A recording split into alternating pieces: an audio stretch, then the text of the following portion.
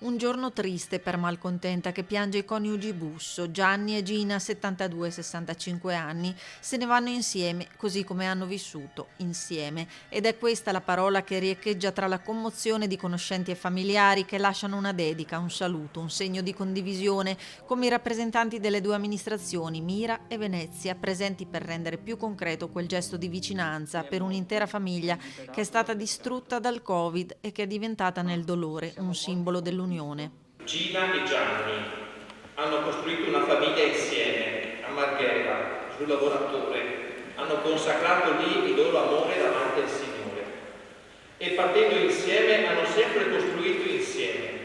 E nelle parole di Don Alessandro, parroco della chiesa di Sant'Ilario che ha celebrato l'omelia, non poteva mancare il ricordo della recente perdita di Ivan Busso, falconiere 42enne, figlio di Gianni e Gina, anche lui sconfitto dal Covid pochi giorni prima dei suoi genitori.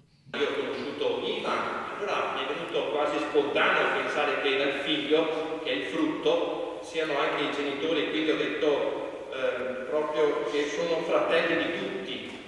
Il loro essere insieme con gli altri, con tutti, fare festa insieme, stare insieme, pesca, la caccia, le cabane che ci sono qui nel nostro territorio erano un pretesto per trovarsi insieme e la vostra presenza numerosa segna proprio questa amicizia. L'amicizia di cui qui a Malcontenta tutti coloro che li hanno conosciuti hanno potuto godere e che oggi manifestano ad Alex, straziato dal dolore per aver perso fratello e genitori nell'arco di pochi giorni.